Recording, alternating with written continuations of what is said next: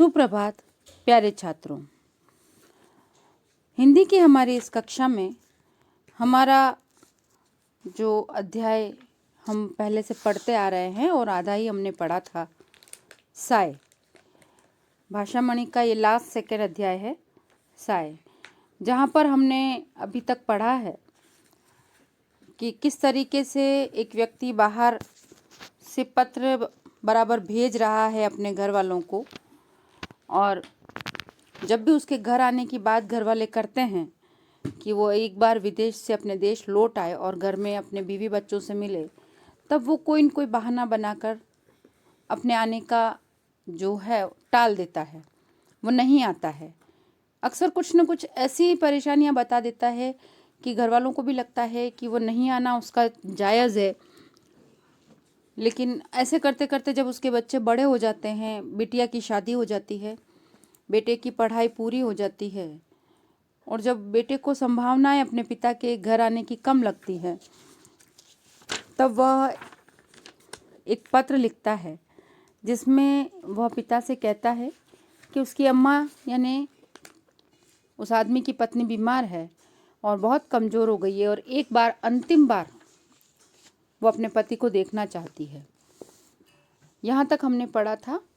वो कहीं इस तरीके की भावनाएं अपने पिता के मन में भरना चाहता है कि माँ बहुत बीमार है, और अंतिम बार यानी कि कहीं इस से ही व्यक्ति भावात्मक रूप से अपनी पत्नी से जुड़ा हुआ हो तो वो दौड़कर एक बार घर आ जाए। लेकिन वो व्यक्ति घर नहीं आता है और प्रत्युत्तर में एक विस्तृत पत्र मिलता है। इसके बारे में हमने प्रत्युत्तर, इस शब्द के बारे में हमने अपनी लाइव क्लास में चर्चा की थी कि यानी किसी चीज़ के बारे में जब कहा जाए और उसके अगेंस्ट वापस जब हमें कोई उत्तर मिलता है तो उसे प्रत्युत्तर कहते हैं। विस्तृत यानी बहुत फैला हुआ, ठीक है, बड़ा, जिसको हम कह सकते हैं। तो आओ, जहाँ तक हमने अपना अध्याय पढ़ा था उसके आगे का पाठ हम पढ़ लेते हैं। प्रत्युत्तर में विस्तृत पत्र मिला और इलाज के लिए रुपए भी, परंतु इस बार अज्जू ने अकस्मात ही पहुंचकर पापा को चौंकाने की पूरी योजना बना डाली। टिकट खरीद लिया, पासपोर्ट, वीज़ा सब देखते देखते बन गए। पापा की रुचि की कुछ चीज़ें लेकर एक दिन वह दिल्ली से विमान द्वारा रवाना भी हो गया। उसके मन में गहरी उत्कंठा थी कि पापा उसे देखकर कितने चकित होंगे। उन्होंने कल्पना भी न की होगी कि एकाएक वह इतनी दूर एक दूसरे देश में इतनी आसानी से आ जाएगा। नैरोबी के हवाई अड्डे पर उतरकर वह सीधा पत्र में दिए हुए पते पर पहुंच गया, परंतु वहां ताला लगा था। आसपास पूछताछ की तो पता चला कि एक वृद्ध भारतीय अप्रवासी यहां अवश्य रहते हैं, देर रात को ऑफिस से घर लौटते हैं, किसी से मिलते जुलते नहीं। वह बाहर बरामदे में रखी बेंच पर बैठा प्रतीक्षा करता रहा। रात को एक वृद्ध सज्जन ताला खोलने लगे तो देखा कि एक युवक सामान के साथ सामने बैठा ऊँघ रहा है। जब अज्जू को प्रत्युत्तर में यानी अपने पत्र के उत्तर में पुनः एक लंबा लेटर मिल गया जिसमें फिर कोई न कोई बहाना ही था और इलाज के लिए पैसे थे। जब अज्जू ने यह सब देखा तो अकस्मात यानी अचानक उसने अचानक से अपने पिता के पास पहुंचकर उनको चौंकाने की यानी उनको आश्चर्यचकित करने की ठान ली। एक पूरी योजना बना डाली, प्लान बना लिया। योजना का अर्थ आपको समझ में आता है ना, प्लान। उसने जो पैसे पिता ने भेजे थे उसे तुरंत ही नैरोबी का यानी अफ्रीका में जहाँ पर उसके पिता रहते हैं वहाँ का टिकट खरीद लिया। पासपोर्ट, वीज़ा सब देखते देखते बन गए, और वह अपने पिता की कुछ रुचि की चीज़ें यानी जो उसने सुना था अपनी माता के द्वारा कि पिता को क्या पसंद है क्या नहीं पसंद है, इस तरह की कुछ चीज़ें लेकर दिल्ली से वह विमान के द्वारा अपने पिता के पास जाने के लिए रवाना हो गया। उसके मन में गहरी उत्कंठा थी। उत्कंठा का अर्थ क्या होता है? उत्कंठा का अर्थ होता है उत्सुकता, किसी चीज़ को जानने के लिए बेचैन होना, जानने की इच्छा होना, ठीक है। तो बहुत ही उत्कंठा थी, उत्सुकता थी। पिता के पास जाना था यानी कि वह बहुत ही जिससे अगर हम मैं समझाना चाहूँ अगर आप लोगों की लैंग्वेज में, तो एक्साइटमेंट सबसे बेस्ट शब्द यही होगा, क्योंकि हिंदी के वर्ड तो थोड़े कम ही समझ में आते हैं हम लोगों को, तो इंग्लिश में रच बस गए हम तो। इसलिए उत्कंठा यानी उत्सुकता होता है सही तरीका। और अगर आपको अच्छे से समझना है तो एक्साइटमेंट, किसी से मिलने के लिए जो हमारी एक बेचैनी होती है उसको हम क्या कहते हैं, उत्कंठा। ऊँघना यानी सोना, इस तरीके से सोना कि ना वो जागने में है ना सोने में है, जहाँ जगह मिली जैसे तैसे अपने आप को एडजस्ट करके हम ऊँघ रहे हैं, पूरी तरीके से आराम से हम सोते नहीं, ठीक है ना। तो ऊँघना यानी सोना। पिता के पास जाने की उत्कंठा है और उसने कभी कल्पना नहीं की कि वो एक का एक इतनी दूर, और वो भी इतनी आसानी से, फटाफट पासपोर्ट भी बन गया, वीज़ा भी बन गया, एरोप्लेन भी मिल गया और वह रवाना भी हो गया। इस बीच में कोई बाधा नहीं आई, तो उसको विश्वास ही नहीं हो रहा है कि वो इतना आसानी से अपने पिता के पास पहुंच जाएगा। और वहां पहुंचने के बाद जो पत्र में पता लिखा था, पहले जो पत्र आते थे वहाँ पर दोनों जगह के पत्र लिखे जाते थे। एक तरफ तो प्रेषक का पता भी लिखा जाता, प्रेषक यानी पत्र को भेजने वाले का पता भी लिखा जाता था। तो उस आधार पर वह उस पते पर पहुंचा, लेकिन वहां पहुंचकर उसने क्या देखा कि वहां ताला लग रहा है। आसपास पता किया तो लोगों ने बताया कि एक वृद्ध भारतीय यहाँ रहते हैं, लेकिन वो बहुत देर रात को आते हैं, दिन भर वो ऑफिस में रहते हैं। तो उस जहाँ ताला लगा था वहीं पास में बरामदे में एक बेंच पड़ी थी, वो अपना सामान लेकर अज्जू वहीं बैठ गया। बरामदे का अर्थ नहीं, मैं अभी नहीं बताऊंगी, आप लोग रीडिंग करें इस पाठ की। और जैसा कि बहुत से बच्चे अब तो समझ गए होंगे कि जब आप पाठ को पढ़ते हैं तब जो भी कठिन वर्ड आपको लगते हैं उसके नीचे अंडरलाइन करें और उसे मेरी लाइव कक्षा में वापस मुझसे पूछ लें। जब वृद्ध सज्जन घर आया तो और वो अपने ताला खोल रहे थे, तो उन्होंने देखा कि बेंच पर एक युवक बैठा हुआ ऊँघ रहा है, यानी कि वो सो रहा है। उसका नाम धाम पूछा। वृद्ध सज्जन ने उसके पास जाकर उसका नाम धाम पूछा और उसे अपनी बाहों में भर लिया। बड़े उत्साह से स्वागत किया। भोजन के बाद वे उसे अपने कमरे में ले गए। दीवार की ओर इंगित किया। एक नन्हा बच्चा माँ की गोद में किलक रहा था। उन्होंने पूछा, यह किसका चित्र है? युवक ने गौर से देखा, कुछ झेंपते हुए कहा, मेरा। वृद्ध इस बार कुछ और जोर से खिलखिलाए, मेरे बच्चे, तुम इतने बड़े हो गए हो, कितने साल बीत गए, जैसे कल ही की बात हो। उन्होंने उसके चेहरे की ओर देखा। तुम शायद नहीं जानते तुम्हारे पिता का मैं कितना जिगरी दोस्त हूँ। उसी ने मुझे हिंदुस्तान से यहाँ बुलाया था। बड़ी लगन से सारा काम सिखलाया गया। साथ साथ साजे में हमने कारोबार शुरू किया। आज यह नैरोबी की बहुत अच्छी फर्म है। यह सब उसी की बदौलत है। कहते कहते वे ठिठक गए। जब वृद्ध व्यक्ति ने बेंच पर एक ऊँघते युवक को देखा तो उसके पास जाकर उसका नाम पूछा और पूछने के बाद तुरंत उसे अपनी बाहों में भर लिया। बाहों में भरना यानी गले लगा लेना। बाहों में भरना यानी गले लगाना। जब कोई प्यार से हमें गले लगा ले तो उसे मुहावरा है यहाँ पर, ये बाहों में भरना। और बाहों में उसको प्यार से गले लगाया, उसका बड़ा स्वागत किया, भोजन वगैरह उसको करवाया। लेकिन कहीं पर भी अज्जू को एहसास नहीं हो रहा था कि वो अपने पिता से मिल रहा है। और खाना जब उस वृद्ध व्यक्ति ने खिलाया उसके बाद वह उसे अपने कमरे के अंदर लेके गया और दीवार की ओर इंगित किया। इंगित करना यानी इशारा करना। वहाँ पर एक नन्हा बच्चा माँ की गोद में किलक रहा था। नन्हा बच्चा माँ की गोद में किलक रहा था यानी कि दीवार पर, तो इससे हम अंदाज लगा सकते हैं कि कोई न कोई तस्वीर वहाँ लगी हुई है जो किसी औरत की है और औरत की गोद में एक बच्चा हंसता मुस्कुराता सा हुआ है। ठीक है। किलकना यानी खुश होना। किलकना का अर्थ क्या होता है? खुश होना। खुशी से जो हम हंसते हैं उसे कहते हैं किलकना, प्रसन्न होना। ठीक है। और उस चित्र की तरफ इंगित करके वृद्ध ने पूछा कि क्या तुम ये बता सकते हो ये चित्र किसका है? युवक ने उसको बहुत ध्यान से देखा और देखने के बाद एकदम झेपते हुए से कहा, मेरा। ठीक है, यानी कि वो जो छोटा सा बच्चा गोद में जिसकी तस्वीर है वहाँ पर, वो अज्जू की खुद की थी। इस बार वृद्ध बहुत ज़ोर से खिलखिलाकर हंसे और उन्होंने अपने भाव व्यक्त किए कि बेटा तुम इतने बड़े हो गए हो, मुझे तो विश्वास ही नहीं होता है, जैसे कल की ही बात लगती है।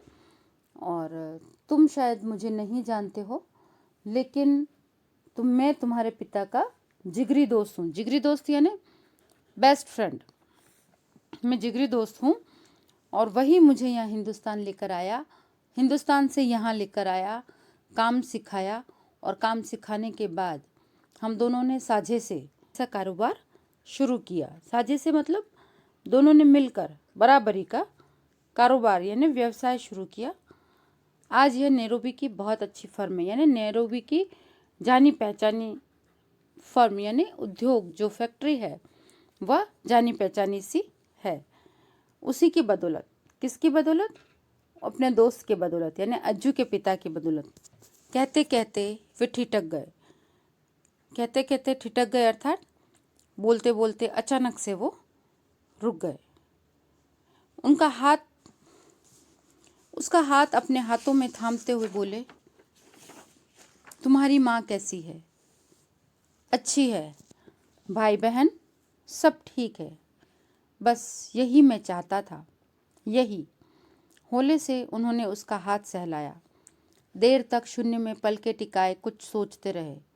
कुछ क्षणों के पश्चात मौन भंग करते हुए खोए खोए से बोले, देखो बेटा, तिनकों के सहारे तो हर कोई जी लेता है, लेकिन कभी कभी हम तिनकों के साए मात्र के आश्रय भंवर से निकलकर किनारे पर आ जाते हैं, लगते हैं।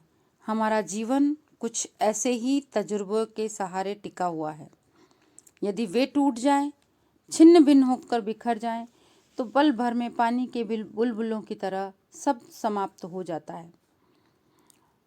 अपनी बात बताते बताते वृद्ध सज्जन जो थे, जो खिलखिलाकर हंस भी रहे थे और साथ में अज्जू को बता रहे थे कि किस तरीके से वह हिंदुस्तान से नैरोबी तक आए हैं, कि अज्जू के पिता ही उन्हें लाए और सारा काम सिखाकर साजिश का काम शुरू किया। और अपनी बात बताते बताते वह एकदम ठिठक गए, यानी रुक से गए। यानी कुछ बात कहते कहते अचानक उन्हें कुछ कहना तो है, लेकिन वो चाहकर भी नहीं कह पा रहे हैं। तो अपनी बात को कहने के लिए वो एक भूमिका, एक प्रस्तावना की तरह बात को शुरू करना चाहते हैं और अपने हाथों में अज्जू का हाथ थामते हुए पहले उनके घर वालों का हालचाल पूछते हैं। जब अज्जू कहता है कि घर पर सब ठीक है, तो वह कहते हैं कि यही तो मैं चाहता था। होले से यानी धीरे से उन्होंने उसका हाथ सहलाया। यानी कि हाथ सहलाना, जब हम किसी को किसी चीज़ का संबल प्रदान करना चाहते हैं, किसी को कुछ आसरा देना चाहते हैं, तो उसके हाथ की जो स्पर्श होता है उसी से हम पहचान जाते हैं, या वो जो जिस तरीके से स्पर्श करता है वह हमें बताता है कि वह हमें कुछ बताना चाहता है और वह हमारे साथ हैं। और देर तक कुछ सोचने के बाद उन्होंने बताया कि बेटे देखो, कभी कभी तिनकों के सहारे हम अपना जीवन बिताते हैं, लेकिन कभी कभी ऐसा भी हो जाता है कि तिनके के सहारे यानी साए यानी छाया मात्र से हम अपना जीवन जी लेते हैं।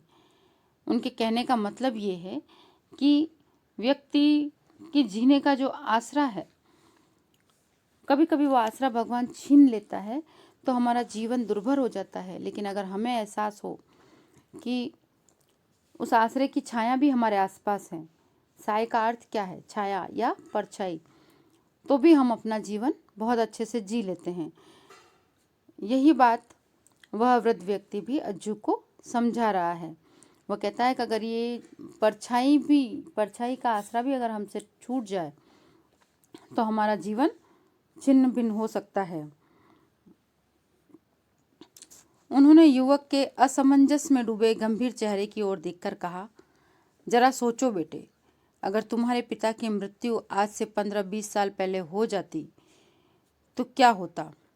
भले ही वे एक अच्छी रकम तुम्हारे नाम छोड़ जाते, रुपए रेत में गिरे पानी की तरह कहीं विलीन हो जाते और तुम अनाथ हो जाते। तुम्हारी माँ गुल गुल कर कब की मर चुकी होती। तुम इतने हौसले से पढ़ नहीं पाते, जहाँ तुम आज हो वहाँ तक नहीं पहुँच पाते। उन्होंने अपने सूखे होठों को जीभ की नोक से भिगोया और कहा, हम दुर्बल, असहाय और अकेले होते हुए भी सहारे की एक अदृश्य डोर के साथ बिहड़ वनों को पार कर जाते हैं। उनका गला भर आया। तुम्हारे पिता तो तभी गुजर गए थे बेटे। अपने साझे के कारोबार में से उनके हिस्से के पैसे मैं नियमित रूप से भेजता रहा। कितने वर्षों से मैं इसी इंतज़ार में था कि अपने इस कारोबार में मेरा हाथ बटाओ। तुम बड़े हो गए हो, मेरा वचन पूरा हो गया जो मैंने उसे मरते समय दिया था।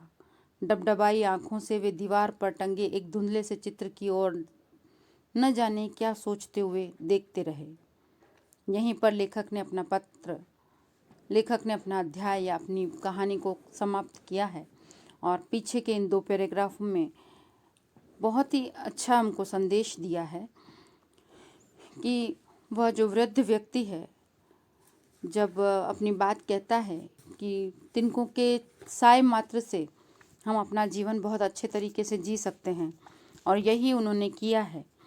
और वह अज्जू को समझाते हैं कि सिर्फ ये सोचो कि अगर तुम्हारे पिता की मृत्यु आज से 15-20 साल पहले हो गई होती या तुम्हें उस समय ही पता चल जाता तो तुम्हारे जीवन का क्या होता।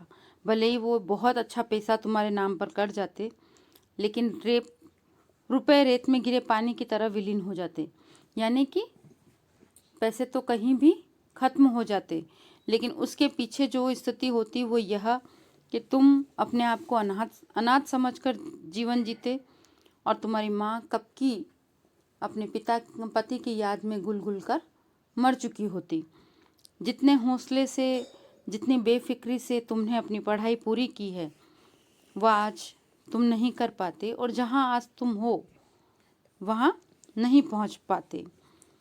उन्होंने बड़ी मुश्किल से अज्जू को समझाया कि हम दुर्बल होते हैं, असहाय होते हैं। असहाय यानी जहाँ हमें किसी की मदद नहीं हो, अकेले हों, तब भी सहारे की एक अदृश्य डोर यानी सहारे की उम्मीद मात्र से हम बिहड़ वन यानी बहुत गहरे घने जंगलों को पार कर जाते हैं। उनका गला भर आया यानी उनको रोना आ गया। जब भी हम बहुत ज़्यादा दुखी या खुश होते हैं तो उस वक्त जो हमें आंसू आते हैं उस वजह से हमारा गला भर जाता है, हम कुछ नहीं बोल पाते हैं। आगे वो कहते हैं कि तुम्हारे पिता तो उसी वक्त गुजर गए यानी मृत्यु हो गए। अपने साझे के कारोबार में से उनके हिस्से के पैसे मैं तुम्हें नियमित रूप से भेजता रहा। वृद्ध ने क्या बताया कि जो नियमित रूप से मैं पैसे भेज रहा हूँ, हमने साझे में जो कारोबार शुरू किया था उसमें से जो तुम्हारे पिता का हिस्सा है मैं उसे नियमित रूप से तुम्हारे पास भेज रहा था। और कितने वर्षों से मैं इस दिन का इंतज़ार कर रहा था कि कब तुम बड़े होकर यहाँ आओगे और अपने पिता के हिस्से का कारोबार संभाल कर मेरा हाथ बटाओगे। हाथ बटाना यानी मेरी साथ मदद करोगे। अब तुम बड़े हो गए, मेरा वचन पूरा हो गया। मतलब तुम बड़े हो गए हो और जो तुम्हारे पिता को मैंने वचन दिया था वह अब पूरा हो चुका है। डबडबाई आँखों से दीवार पर टंगे। डबडबाई आँखें यानी आँखों में जो पानी की वजह से धुंधलापन आ जाता है, जब आँखों में आंसू भरे होते हैं, ठीक है, ऐसी स्थिति जब वो आंसू न बाहर आ रहे हैं न हम उन्हें रोक पा रहे हैं, तो वो आंखें डबडबाई सी आंखें कहलाती है। ठीक है, दीवार पर टंगे एक धुंधले से चित्र की ओर न जाने क्या क्या सोचते हुए देखते रहे। यहीं पर इस अध्याय का विराम है। यानी कि सब कुछ कहने के बाद भी वृद्ध व्यक्ति को बहुत कुछ कहना अभी बाकी है, बहुत कुछ अज्जू को समझाना बाकी है। ठीक। और वह अपने दोस्त का चित्र यानी कि फोटो लगातार देख रहे हैं। अभी जो आंखों में आंसू हैं वो उनके सुख और दुख दोनों के मिश्रित रूप से हैं। सुख इस बात का कि जो वचन उन्होंने दिया था अपने दोस्त को वो पूरा हो चुका है। दोस्त का पुत्र जो है वह इस योग्य हो चुका है कि वह उसके कारोबार में हाथ बटा सके। और दुख इस चीज़ का कि उनका दोस्त उनके पास नहीं है। इसी के साथ हमारा अध्याय यहीं समाप्त होता है। अब जब भी हमारी लाइव क्लास होगी, मुझे यकीन है कि इस बार डिस्कस सारे कठिन शब्दों को लेकर होगा। इस चैप्टर में से या पीछे जो पढ़ाए गए हैं चैप्टर उनमें से हम इसी के बारे में डिस्कस करेंगे। इस पाठ को अच्छे से रीड कर लें आप लोग। जहाँ कुछ भी समझ में नहीं आया हो उसको अंडरलाइन करें ताकि हम अपनी लाइव कक्षा को अच्छे से संचालित कर सकें।